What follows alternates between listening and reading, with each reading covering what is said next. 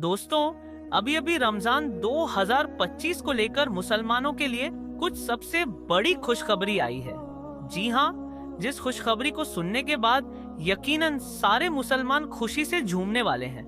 जैसा कि दोस्तों, हम जानते हैं कि रमजान 2025 का आगाज हो चुका है और इस मौके पर जो खबरें सामने आई हैं वह काफी ज्यादा हैरान करने वाली हैं। यानी दोस्तों, रमजान को देखते हुए झारखंड सरकार ने मुस्लिम कर्मचारियों को बड़ी राहत दी है। इफ्तार के 1 घंटे पहले घर जाने की अनुमति होगी और जुम्मे की नमाज के लिए दोपहर 12 बजे से 2 बजे तक छुट्टी मिलेगी। जी हाँ दोस्तों, यह झारखंड सरकार की तरफ से कहा गया है। वहीं दोस्तों, इस मर्तबा फिर से असदुद्दीन ओवैसी साहब उमरा की अदायगी के लिए मस्जिद ए नबवी शरीफ पहुंचे हुए हैं। साथ ही अगर बात की जाए तो इस बार की सबसे बड़ी खुशखबरी यह है कि अफगानिस्तान के एक मदरसे में 1200 लड़कियों में से करीब 650 लड़कियों ने कुरान मुकम्मल हाफिजा कर लिया है। जी हाँ दोस्तों, ये वाकई एक बहुत बड़ी और दिल खुश कर देने वाली खबर है। इसके अलावा अगर बात की जाए तो दोस्तों, खबर यह भी निकलकर सामने आ रही है कि बॉलीवुड अभिनेत्री सोनम कपूर ने हिजाबी ड्रेस पहनकर मुसलमानों को रमजान की मुबारकबाद दी है। मेरे प्यारे दोस्तों, यहाँ तक तो बात समझ में आती है, लेकिन अगर आप अगली खबर सुनेंगे तो यकीनन हैरान रह जाएंगे। केरल के कासरगोड मंदिर में इफ्तार की दावत का आयोजन किया गया और धार्मिक सौहार्द की मिसाल पेश की गई। जी हाँ दोस्तों, ये वाकई दिल को छू लेने वाली खबर है। साथ ही सऊदी अरब और मदीना मुनव्वरा से रमजान के मौके पर एक खूबसूरत तस्वीर सामने आई है। चांद के ऊपर से रोज़ाए रसूल किस तरह नजर आ रहा है, ये नज़ारा वाकई दिल को छू लेने वाला है। दुनिया की यह सबसे बेहतरीन और खूबसूरत तस्वीर बताई जा रही है। इसी के साथ दोस्तों, खबर यह भी निकलकर सामने आई है कि कर्नाटक सरकार मुसलमानों को सरकारी ठेकों में 4% का आरक्षण देगी। वाकई यह भी बहुत अच्छी खबर है। इसके अलावा दोस्तों, यह भी एक बहुत बड़ी खुशखबरी है कि 1000 वर्षों में पहली बार, यानी पूरे 1000 सालों में पहली बार ब्रिटेन के शाही महल में इफ्तार पार्टी का आयोजन हुआ है। जी हाँ दोस्तों, ये 2025 के मौके पर हुआ है और वह भी 1000 साल बाद। यकीनन यह अल्लाह की कुदरत का एक बहुत बड़ा करिश्मा है। साथ ही दोस्तों, खबर यह भी सामने आई कि साउथ के मशहूर अभिनेता थलापति विजय ने इफ्तार का आयोजन किया और मुसलमानों के साथ नमाज भी अदा की। यह भाईचारे की बहुत बड़ी मिसाल पेश करता है। इसके अलावा दोस्तों, मुसलमानों ने 1400 साल पुराना वह मंजर भी याद किया जब बिना लाउडस्पीकर के अज़ान दी जाती थी। यानी खबर यह सामने आई है कि संभल की शाही जामा मस्जिद में लाउडस्पीकर बैन के बाद इमाम और मौलाना मस्जिद की छत से अज़ान देकर सहारी खत्म होने का ऐलान कर रहे हैं। वाकई जिसने भी यह मंजर देखा होगा वह अपने आप को खुशनसीब महसूस कर रहा होगा। आगे बढ़ते हैं दोस्तों, रमजान के मौके पर अभिनेता बोमन ईरानी ने गरीबों के लिए राशन किट तकसीम किए हैं। ये वाकई इंसानियत की एक बेहतरीन मिसाल है। और दोस्तों, सबसे बड़ी खुशखबरी सऊदी अरब के मस्जिद ए नबवी शरीफ से भी आ रही है। यानी मस्जिद ए नबवी और ग्रैंड मस्जिद में तकरीबन रोजे में 55 लाख लोगों को इफ्तार करवाया जा रहा है, जो कि अपने आप में ही एक बहुत बड़ी बात है। वहीं दोस्तों, मुफ्ती सलमान अजहरी साहब भी इस मुबारक मौके पर उमरा करने के लिए सऊदी अरब पहुंचे हुए हैं, जो कि यकीनन दोस्तों एक बहुत बड़ी खुशखबरी से कम नहीं है। इसके अलावा अगर बात की जाए दोस्तों, तो इस मर्तबा तकरीबन 5 लाख लोगों ने सबसे ज्यादा तादाद में 2025 के मौके पर उम्रे की अदायगी की है, जो कि बहुत बड़ी बात है। और अब आखिरी बात अगर बताऊं तो यकीनन आपका दिल खुश हो जाएगा। जी हाँ दोस्तों, रमजान 2025 के मौके पर खबर यह भी सामने आई है कि 2030 में रमजान 2 मर्तबा आएगा।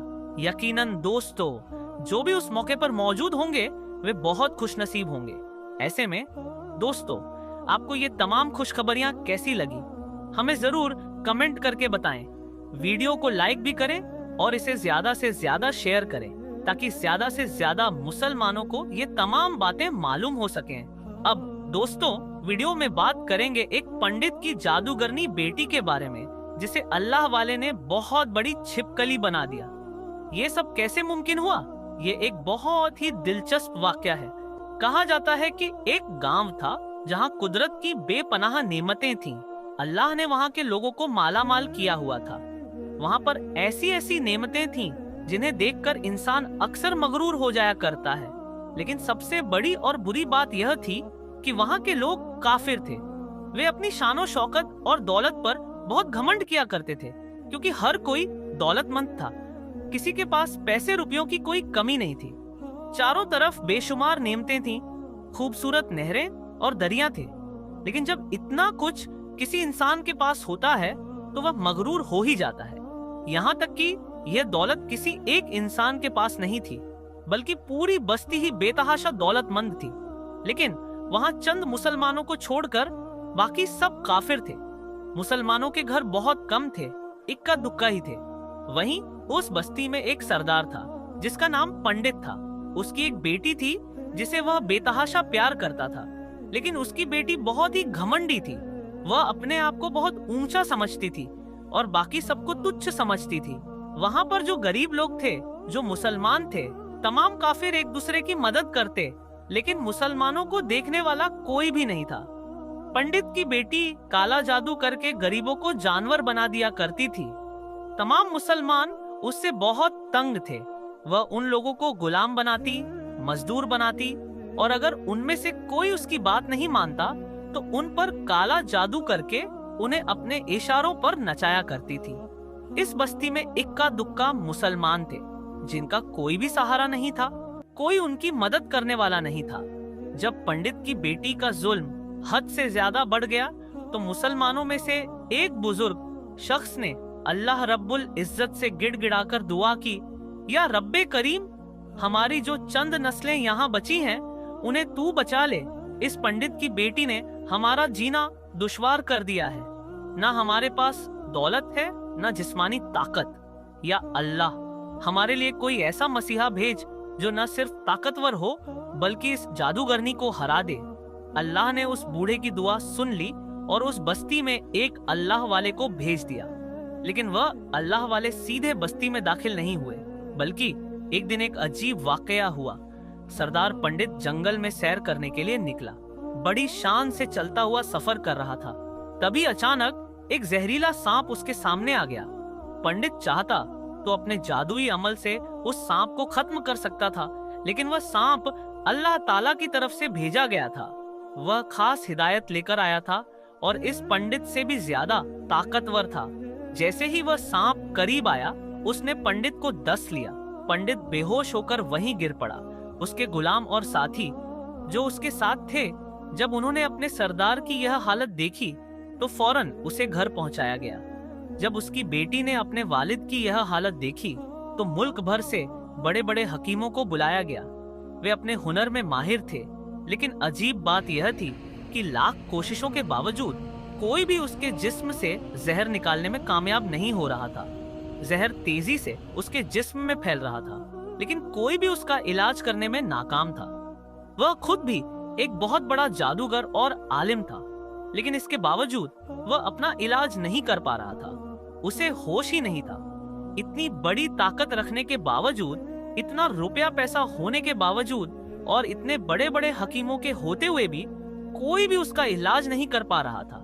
इसी वक्त शहर में एक दरवेश की आमद हुई। ये वही अल्लाह वाले थे जिन्हें अल्लाह ताला ने इसी मकसद के लिए भेजा था। वह सरदार के घर के दरवाजे तक पहुंचे और उसे खटखटाया। बड़े बड़े दरबारी वहां खड़े थे। उन्होंने पूछा, क्या बात है, तुम किससे मिलना चाहते हो?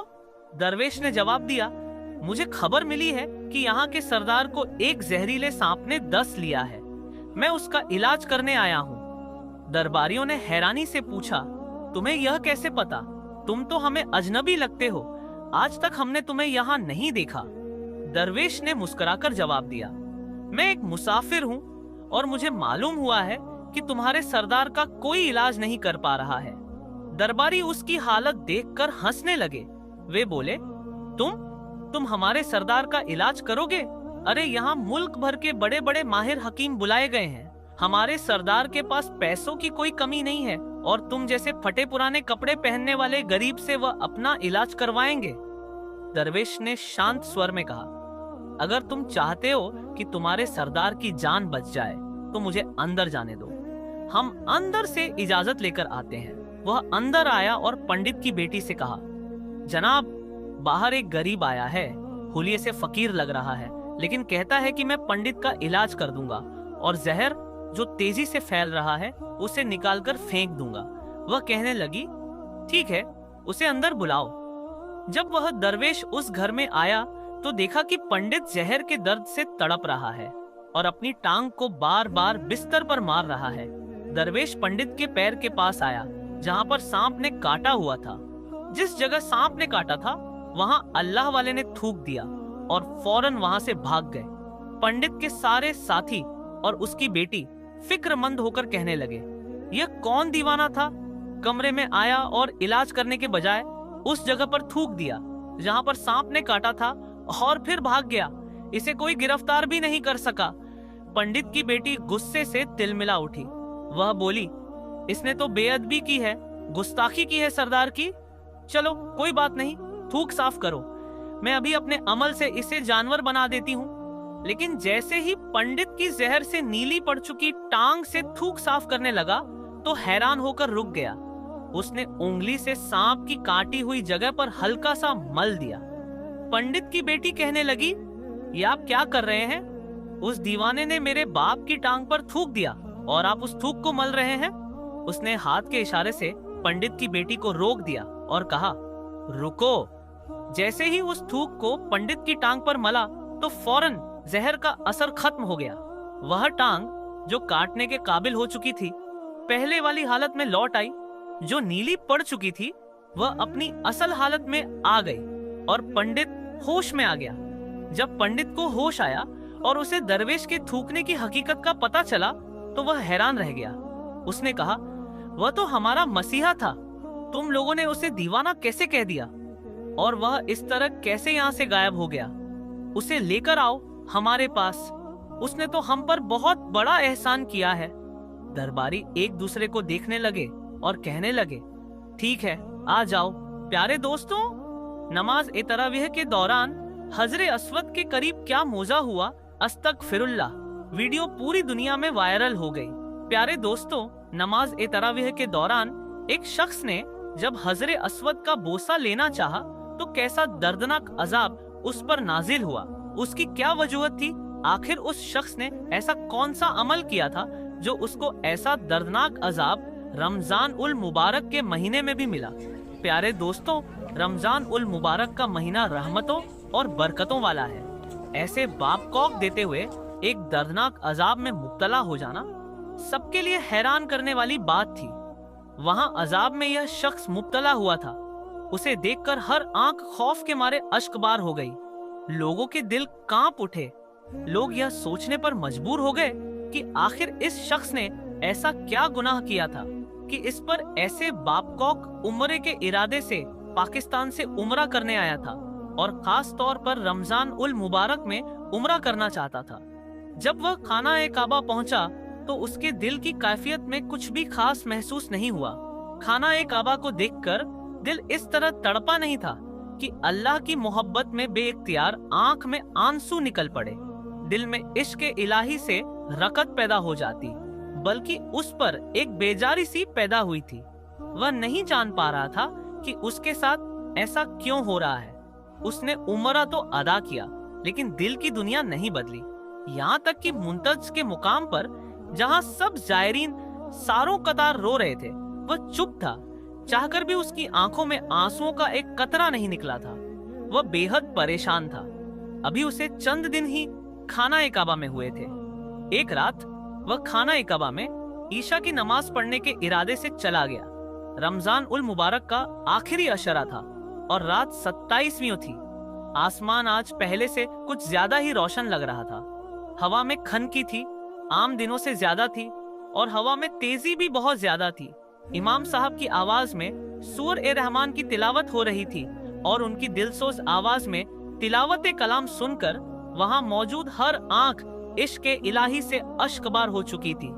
जब इमाम ए काबा ने तरावीह के बाद दुआ करवाई वह भी रो पड़े। वहां मौजूद हर मुसलमान की आंखों से आंसू जारी थे। लोग हिचकियों से रो रहे थे।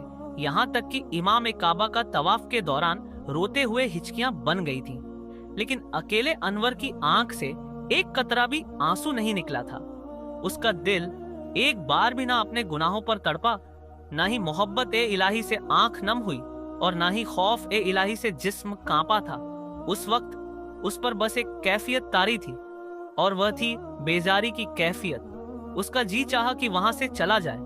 उसे वहां घुटन का एहसास हो रहा था, इसलिए बेचैनी इस कदर बढ़ी कि उसने दुआ के खत्म होने का इंतजार भी नहीं किया और वहां से उठकर खड़ा हो गया। फिर उसने सोचा कि ज्यादातर लोग दुआ में मशगूल हैं, तवाफ में भी ज्यादा भीड़ नहीं है। यह एक ऐसा मौका था कि वह हजरे अस्वद का बोसा आसानी से ले सकता था। गोया उसका दिल मोहब्बत ए इलाही के हर जज्बे से खाली था, लेकिन फिर भी वह हजरे अस्वद की तरफ बढ़ने लगा। मगर जैसे ही वह हजरे अस्वद के पास पहुंचा, अचानक से हवा तेज चलने लगी। तभी एक शहद की मक्खी ना जाने कहां से आकर उस अनवर नामी शख्स के चेहरे पर टकराई और तेजी से चिपक भी गई। इसी तरह हवा के जोर से कई शहद की मक्खियां अनवर के चेहरे पर चिपक गईं और वह एकदम बोखला सा गया। उसने अपने दोनों हाथों से उन मक्खियों को हटाने की कोशिश की, लेकिन उसके चेहरे पर चिपकी हुई तमाम मक्खियां नहीं हट रही थीं। वह बेहद परेशान था, क्योंकि उन मक्खियों के यूं चिपक जाने से उसे यूं महसूस हो रहा था कि जैसे उसकी खाल में शिद्दत से जलन हो गई हो। आन ही आन में उस शहद की मक्खियों से उसका पूरा मुंह भर चुका था। वह अचानक से आने वाली इस आफत से चीखने चिल्लाने लगा। उसका पूरा मुंह शहद की मक्खियों से छुप गया। वह तड़पने लगा, क्योंकि उसके चेहरे पर जिस तेजी से जलन हो रही थी वह एक नाकाबंदी थी। वह शायद उसे बता नहीं सकता था, ना बयान कर सकता था, लेकिन वह तड़प रहा था। गौर से यह देखकर हैरान और परेशान उसका चेहरा मक्खियों से यूं छुपा देखकर घबरा गए थे।